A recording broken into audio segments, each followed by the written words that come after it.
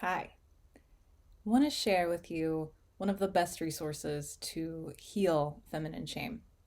So, just to briefly recap, feminine shame is when we perceive a barrier towards connection, contentment, safety, joy, belonging, and it triggers something within us, and we then pursue a way to remedy it, right? That's the upside of shame, of feminine shame.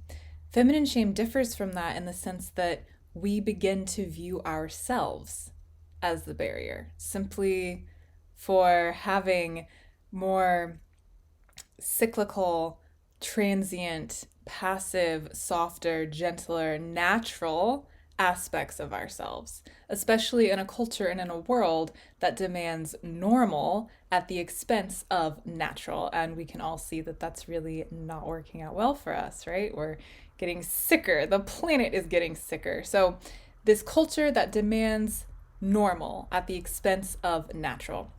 And feminine shame is the way that we perceive ourselves to be the barrier to safety, connection, belonging, contentment, and joy. And so obviously that's not going to go very well. That breeds a whole host of problems, anxiety, addiction, just disease of all kinds. And so a way that we can really overcome and heal this, the best way, is aligning with nature. Aligning with nature's wisdom, specifically seasonal living. And these energies within us and around us are constantly waxing and waning. They're going through their own changes, their own cycles. Nothing is fixed and rigid, even though our culture kind of demands that of us. We have this kind of fixed ideal that we're all striving to be, right? It's like this external mark, this external measure. And nature doesn't work that way. The most powerful force that we know of doesn't work that way. So why should we?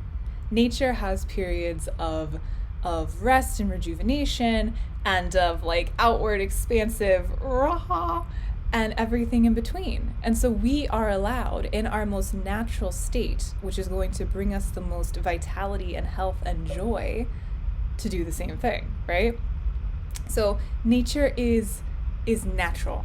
It is our mirror for what is natural. Natural is life-giving. It is healing. It is revitalizing. Normal is exhausting, draining, stagnant, and downright oppressive. So we can kind of check ourselves. How am I feeling? Am I striving right now for something external, for some external marker? And is it feeling supportive and life-giving? Or is it feeling draining and exhausting?